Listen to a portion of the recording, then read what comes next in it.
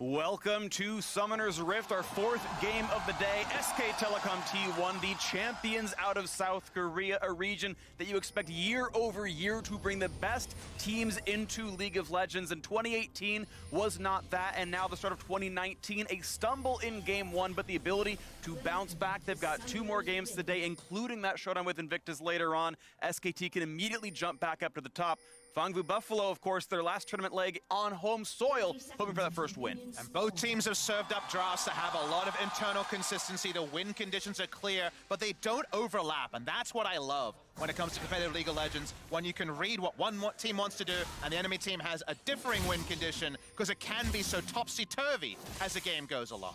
Well, interesting early game right here. The actual early trades help Zeros a lot. Gets to get the extra grasp HP, plus the trade itself is better, so even pushing Clid back, second Q gives him another +5 health. So very early game, Zeros is objectively winning. He's already establishing dominance, alluding to the fact that later on he can indeed 1v2. Chases both of them out of the top side of the river. Khan is going to recall and refill his potion. Jungle pathing here can be so interesting to track because we've already talked about how in Champion Select with the duo lanes being Ezreal Tam against Zyra Khan, our expectation is the play around those lanes is deprioritized, and topside pathing is what we do expect innately from Elise and Rek'Sai. Elise starting topside does potentially throw a wrench in that, depending on what she wants to do with the future camps. You can see leashless for both these players. It does put them in complete fog of war. I don't believe any of these starts were actually spotted whatsoever. Going to be both players going to bottom side right away. It's red to Krugs in the one, but red down to blue in the other. They might meet over the scuttle before too long.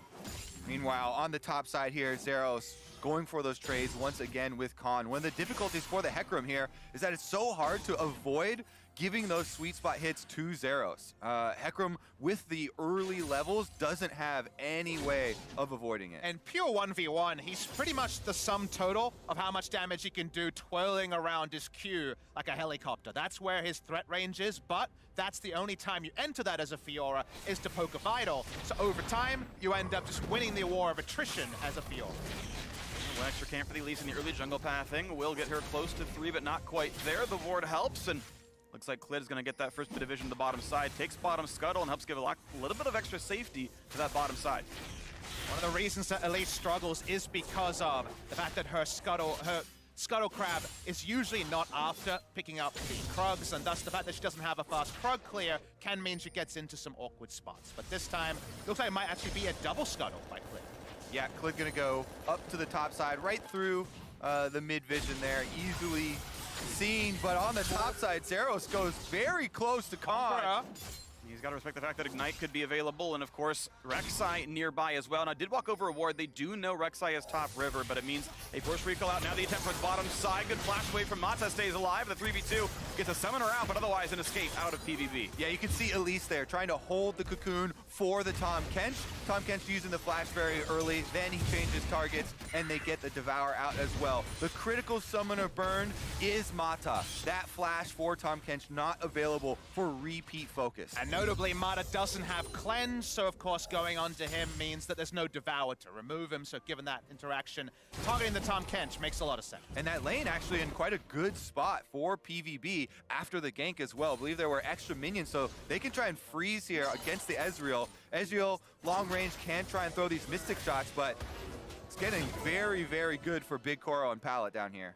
At the very least, stacking up the Spell Thief stacks that much issue. The farm so far pretty much equal.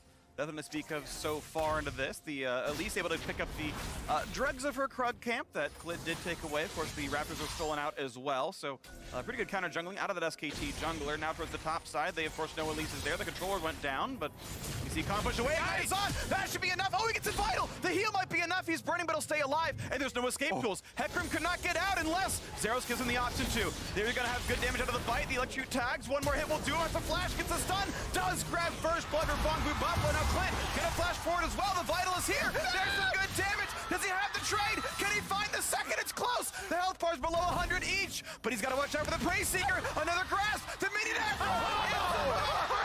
to grab both kills. And this is the top lane action that we like. like to see, just battling over slivers of health. In the end, it is the minions that take the advantage. 4 blinking health bars, but only Clid comes away unscathed. Super cool to see, because it's early levels, those cooldowns aren't like they would be later in the game, so we actually had to watch it unfold to know who would come out ahead. This deserves that PSA I was talking about earlier, Papa Smithy. The only thing that Fiora has to worry about early is the ignite true damage for the all-in from Hecarim. And you can see Khan there goes for it. As Freak said, though, the small vital, in addition to the potion chugging there, is enough to keep Zeros alive long enough.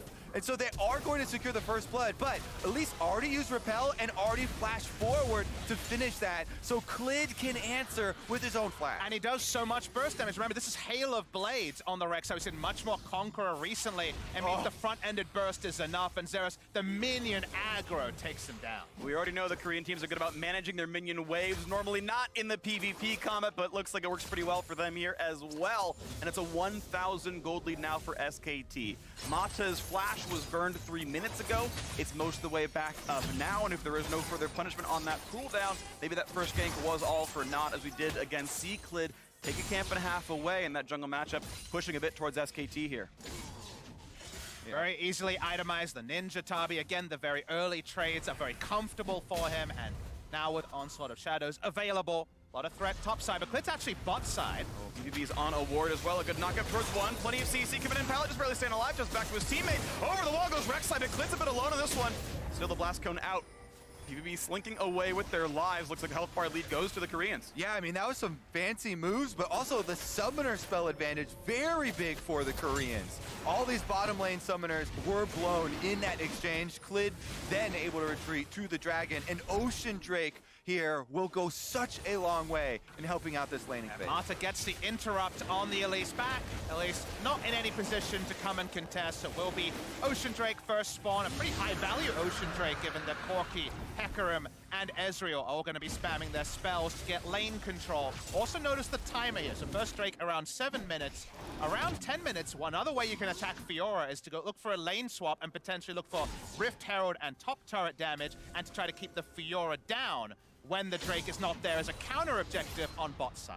And especially since, in addition to this Ocean Drake, the early kill on top side meant Ninja Tabbies, plus Biscuits, plus Corrupting Potion sustain. This Hecarim doesn't have that much to worry about here until Zero starts to get some more DPS items. So Khan feeling very good about the way the early game has gone. It's one of those rare games where helping the Hecarim get babied through what will be a tough laning phase might be more valuable than what an Infernal Drake brings in the late game. Just giving more now for a matchup that can only go one way. 3 Infernals, doesn't matter, still Fiora would get a lead over a Hecarim. It is nice to give him just a bit more staying power in the first 15 minutes. Meanwhile, Faker also gets the blue buff in addition to the Ocean Drake regeneration for the Corki here, so he can continue to spam out. We all know the DPS that Corki can scale up to. We'll see if Fong Vu Buffalo can make some more offensive plays. We alluded to the fact that the Elise plus LeBlanc can try and combine to create some very scary combinations, but we haven't seen any sort of action towards the mid lane. And I'm intrigued to see how much greed can come into the item buy. Obviously, you don't want to go Hex Drinker wherever possible as Corki. You want to mainline your big items, Trinity Force, Infinity Edge, a Zeal item. But because it's Elise and also LeBlanc, does he go try to really play around things and just sit on the Negatron, or does he have to go further than the Null Magic Man? Can't wait to see, of course, that could turn into a Cal, which seems incredibly unlikely, but it could just be that 25 MR into the Trinity Force that you expect out of the champion. We'll wait to see that one come out a little bit later on. Now we've got a fight towards that top side as Clid looks for when the knock will come in, does not get her posted. Plenty of damage comes out here, and that even immune the turret shot. That's going to be a great dive. 1 for 0 again, top side. Top has been a great camp, and Clid coming out on top every time. Yeah, and even with that one, very close health bars. Here goes Elise towards mid. Well, extra MR is going to help a little bit, but the red buff is on. If Shuhao can get into range, looking for this one, repels forward. Well, he's going to auto attack, but over the wall goes Faker, and he's going to stay alive, burning both summoners. Now into the bottom side as well, looking for that root, not going to find much of anything. Just damage towards Teddy, and he can't quite get that kill as Ignite times out, and Mata keeps running, puts on the shield, and PVB cannot buy a kill. Yeah, we're fighting all over the map. It's inches keeping people away. Khan and Zeros, of course, they're going to continue brawling. Yeah, for another vital land. Ignite comes in as well. Riposte again. His light gets the fear afterwards, and it forces the flash out of Zero. So they know Clid can't ult back in. Just gets it now, though. This is pretty good damage, but he's under the turret once again. Stays alive with the healing. Not going to go for another Q right there, and Zeros will survive this fight. All 3 lanes of action here, and again, they bring us back to the beginning where it all started topside to burn both summoners of the Fiora after the fact. It's another one of those games where Clid is using his Rek'Sai ult off cooldown, it feels like, being all over the map. 100% kill participation, 2 kills to his name. A faster Black Cleaver can't hurt. We're going to get a replay onto one of these turret dives. Yeah, look how close this actually was. So Clid does get the initial knockup. Khan saves the burst damage for after the riposte, which is essential. Then, as he comes out of the Rek'Sai ultimate, do have Khan in tower range, able to take that turret shot, so they're able to pull that one off. Early executioners picked up for him as well. The war of attrition will be won. They have so much sustain that we've been going over. Plus, that is going to help very, very... Oh, there we go. Another tower dive. He's got the package. Riposte comes in time, but won't find a stun. He gets off to the side anyway. At least immunes the dive, but this is how much pressure there is topside. Fiora not getting off the launching pad. And Kobe, both our eyes went to that Executioner's calling, because the only reason not to build Trinity Force and teamfight better as a champion who's going to be staying away from the lane in the late game and wanting teamfight more is to keep attacking top lane now. So this is very much an item build that tells Zeros 3 people come and top whenever possible from SKT. And the biggest thing to keep your mind on for a game like this with so much action is flash cooldown timers. Keeping track of these is essential. Remember, they had that visit towards mid lane where they also burned both of Faker summoner spells. That's why those wards are so important. But bot side! Well, a flash into the charm, a bit of a knock-up there as well, but they just simply can't find any of these kills. Health bar's a little bit low, and now under the turret. Shoot round 2, repels away. He's got to watch out for turret aggro. Can't get to the chickens just yet, but he's got spiders. He's just fine. A dive in the mid lane does work out for Fangbu Buffalo. So they do return to the mid lane after burning both of Faker summoners. They finally cash in on the kill, but SKT want to answer on top side. That's going to destroy the turret. They are happy to play around Khan. There was no chance his turret lifts. First turret plus the plates. Lots of pressure here, and you can see Zeros knows that, of course, they can dive him afterwards. Goes for the wave, but now in a 1v2. Fights off against Clid. Gets knocked up yet again. Puts the ult down. Has to immune that. Does so.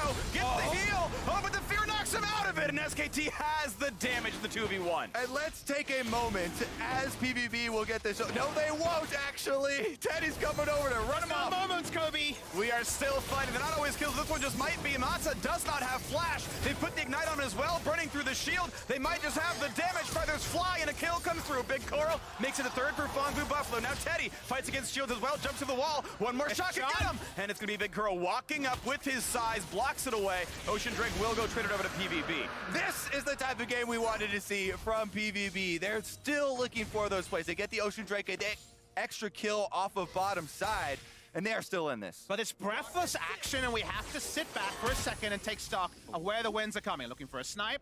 Not going to find anyone on that one is Teddy. Everything from SKT has been thrown topside, including the Rift Tower we talked about being picked up. That turret goes down. Faker, we got our confirmation, never went Hex Strength, but did try to build that Trinity Force. Doesn't have the shield. If he had the shield, it would have been at least one more turret shot. Who's to say how the turn would have been? But mid lane and bot lane has been the focus from PvP. They've got the answering Rift. Oh, they got the answering Ocean Drake, but the kill score overall, very even. Game though, look at this, 3,500 gold puts SKT ahead. That's top lane with all the turrets, the extra kill, the extra farm. They are smashed. Look at that top advantage, 2,100.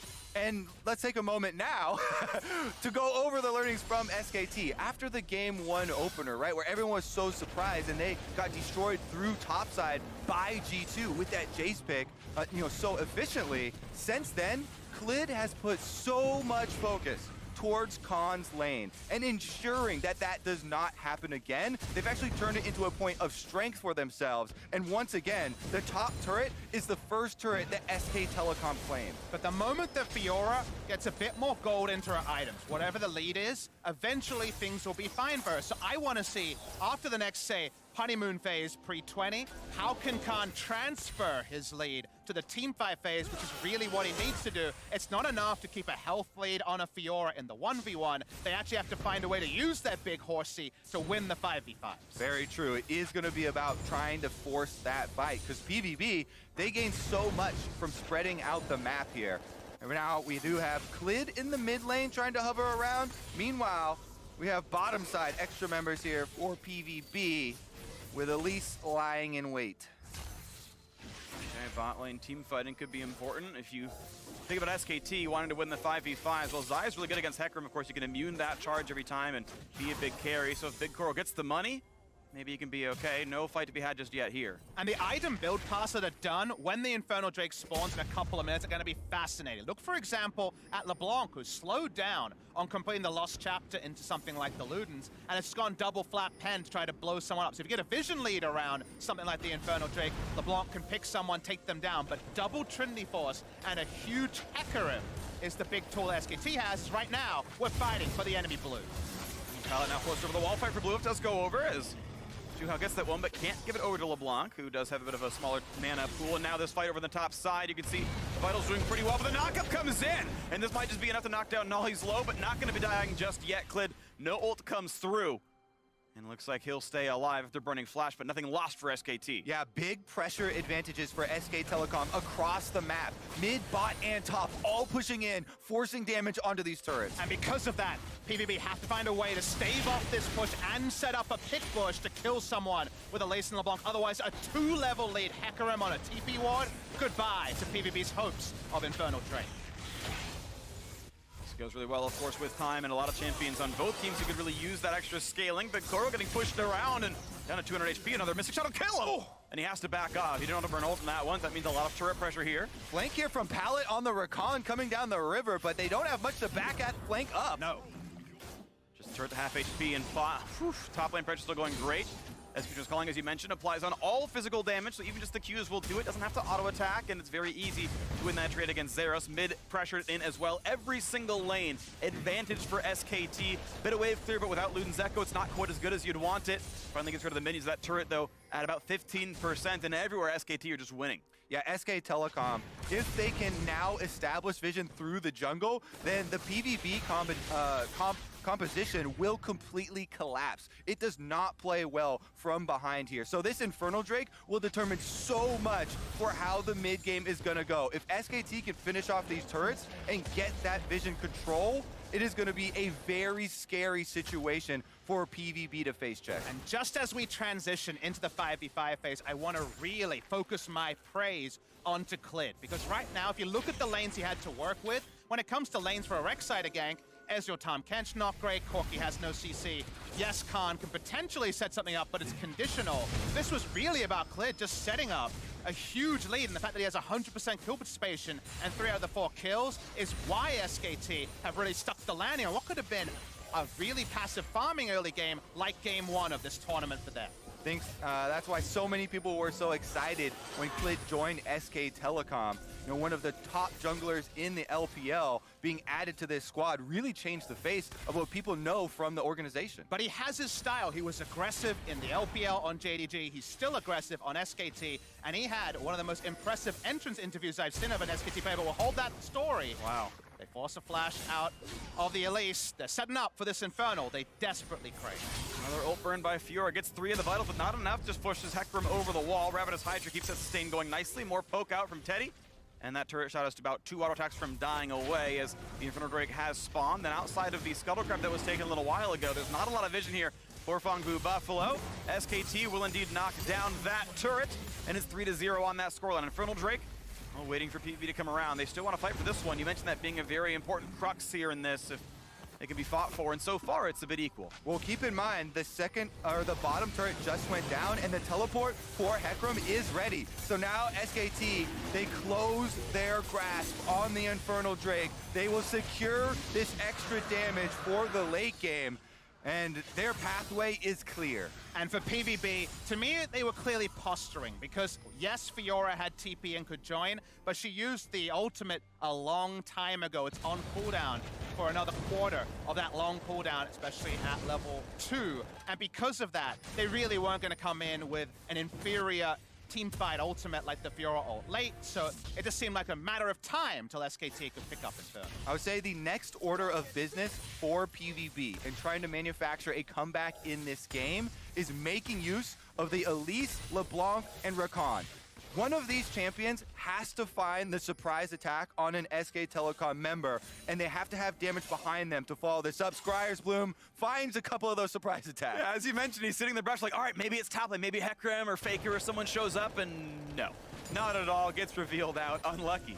And for pick power, like the champions you're mentioning, Kobe, you need a vision lead somewhere. You need a reason for someone to walk. They're just going to go with the flash shield. Everything going to try to chunk down Mata. And at some point, there's got to be a route, but Clid's coming around as well. Elise might come in for a little bit more. Looks like the damage can't find that just yet, but here comes the Rek'Sai. Big damage for Clid on a rampage now for the 5 He's kill. a monster. Looking for yet another double kill. Get out! One traded back now for Ezreal, and now Fiora has to do all of it, but still 2 vitals left up. Can't find the target. Flashing in for it. Finally gets a kill on the board, but this team fight is 4-1 already. Clid getting 3 to himself. SKT just smashing. Clid is insane. 6-0 on the Rek'Sai. We like to see the junglers getting the credit that they deserve, and he's got the bounty on his head to prove it. He just knows his limits. He knows he can launch into the backline 1v3, and then with just damage being peppered by the Ezreal, come out with a triple kill. They'll come out with a Baron and SKT. That might be more than the Buffaloes can hold. Incredibly fast Baron Null. Can't even get over the wall. Actually shorts that one as well. So this is a guarantee, and look at this gold lead. SKT completely in control. Started with aggressive plays in the top side. They got the ganks to work, and then a controlled game for all the turrets, the Drakes, and now the Baron. And watch the replay of this play. They didn't look for the setup. They just said, we got a control wall, let's start it. It's now or never. They got a lot of damage on Tamada, but look at what Clid was considering when he flashed in on first 2 and eventually 3. Yep, gonna use the ultimate here. Takes down the AD carry first, then turns on his lover, and Pallet goes down. Now, I thought it was gonna get a little bit dicey, but Mata comes in, gonna sacrifice himself, takes the Rek'Sai up the river a little bit, then they get the knock-up, finish off the last kill there, and it is a triple for Clid. Went from a love story to a tragedy very fast for the Lovers duo, and Clid, on his entrance to SKT, an interview with Korean media said, my only concern is I am an aggressive jungler, and I'm not sure whether Faker can actually back up my style. This is the interview of a player who, to Korean fans, was very unknown. Playing for JDG, not even a premier team in the LPL, and not having played in Korea. Very few knew what to expect. They know plenty right now. Clid is definitely a lot of the reason SKT are winning right now. Faker himself actually yet to get on the positive side of the scoreboard here. And then the set a little bit, but some decent lane pressure and decent farm. It's SKT. The rest of the crew built around him, doing so much heavy lifting here. Looking like 2-1 to start out their day 2 of MSI 2019. As more and more of these turrets fall down to 6 already. Only inhibitors and their defenders stand alive now. And this type of strong performance from SK Telecom only goes to further build the hype for their matchup with IG later today. Right now, they are knocking at the doors with Baron buff, whittling down all of the inhibitor turrets at once. Bottom lane about to drop. There is Fake continuing his PvE pushing, doing very well with that. Great farm, great XP, and killing more of the structures. Mid lane maybe next on the chopping block, down to about 1/4 health there. And as soon as the auto attacks come in, that might be going down soon enough. Fungbu Buffalo, I don't know when they can make their defense actually happen. Still at 80 seconds on that Baron buff. Yeah, I think honestly their best shot was the play that they tried to pull off in the mid lane. If it wasn't for that exhaust from Mata on Big Koro during the CC exchange, then they might have been able to get that kill and find a way back in. But now it's SK Telecom just closing their grasp. Absolutely. PVB are paying for the sins of the past. Right now, 3 lanes pushing in. Only Xayah has relevant wave clear from safety. So unfortunately for them, 2 inhibitors go down, SKT back off the map, and PVB just picking up the very, very small pieces. And Fiora doesn't even have her 2-item breakpoint we always talk about, and split push with no map control is so hard. And to me, the crown jewel of this whole comp for PVB was the Fiora into Hecarim pick. that they saved for last pick here. And yet, they didn't have the support for it early on. Clid, the biggest factor was the early game of him again forcing this victory for SKT on the top side and then utilizing this throughout the game. So returning to what we were looking for from SKT, adjustments. It's not just priority when it comes to SKT. This game, they had an early game plan that both enhanced their hopes of team fighting. Hecarim, always a massive team fighter, but took away the primary win condition of Zeros on the split. Yeah, and that was, of course, Clid doing all that work topside. Every single time it looked like he won the guessing game of when do I knock up versus when do you riposte. Got the knock, but every single one of those fights, riposte came in afterwards. There's a quick red buff handoff to the Ezreal as well. So Clid, my man of the match, very obviously for all the massive plays he did. And as you mentioned, shutting down that Zeros win condition. So SKT, look at it now, 12,000 gold lead up to Infernal Drakes. Double inhibitor down as well. And since they drafted the Corki and the Ezreal, they have plenty of firepower to back this up. That's why it's so difficult. When they come to siege your turrets later in the game, whether they have Baron buff or not, the rockets come through, the Mystic shots come through, all this poke is landing, and this is going to be the end of the turret. Exactly, with only the I's to be dotted and the T's to be crossed, you start casting your mind forward, Kobe. We've got SKT versus IG as the final game of the day, and SKT in much improved form in this PVB series. Null's sort of committed there, just the poke. Null gets mauled off that top turret. This one's gonna fall right away. Just in case you needed it, demolishes there. Chunk down it goes. Killer credit goes to Mata. And the final inhibitor gonna drop. We're not even 26 minutes in just yet, and the base is completely in shambles. Supers hitting the Nexus turrets already. This is their second siege after Baron's already gone. SKT have gone all out for this one, and this could be the final push. This is the last desperate attempt for Fongbu Buffalo if they can find some kind of opening from a catastrophic gold deficit. Zero's gonna chunk to about 2/3 HP already, and SKT just waiting for the next minion wave. Yeah, all they have to do is play patiently, stay inside the base, keep up the pressure here, and now we're going for the Nexus turrets.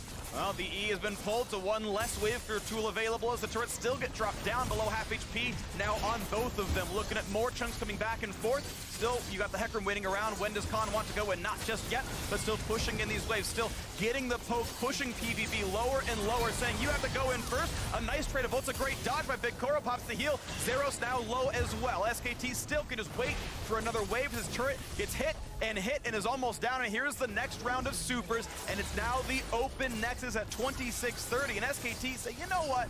We've got Baron in 25 seconds. We'll cross those T's one more time. We know we can wait for one last neutral. The flash in! Got it! He gets it! Null makes a huge play. Some money coming into the pockets. That one was from downtown. That one buys them a full reset, a bit of gold, some experience. The dream of a victory, that one still seems very far away. But even something to get the crowd going in front of the home crowd is a nice thing to discuss. All right, let's keep trimming them, shall we? Because okay. I like to imagine a world where crazy comebacks actually do happen. I'm with you, I'm with you. All right, we'll take a look at the replay. First, because Null is the guy trying to keep hope alive for Vietnam. He gets the big shutdown there onto Ezreal. Your next step is going to have to be hoping that SKT actually start that Baron and you send someone to go steal it. If Elise can actually steal that, he has Flash right now, he has a repel. It would definitely take some negligence from SK Telecom to allow that to happen, but that is the hope. Not often when you say negligence in League of Legends, that's an understatement, but they have 3 inhibitors down, another Infernal spawning. Oh! And now you got more problems. And Faker's on the board at his first kill. Looking for the second, flashing over the root, a double kill. Almost by himself now is, oh, poor Shuhao has to run away, but he's smited, he's been knocked up, and one last auto will kill him. The Prey Seeker doing just that as well. The fear, he's gonna have the swipe. Oh, the minions, oh, they might do it as well, and he gets on the fountain. Khan, what he's are you gonna doing? try, and Khan gets the shutdown just for good measure. The Nexus drops a bit of spice for the ace, and SK Telecom pick up their second win of MSI. Khan decides he wants to win in style. He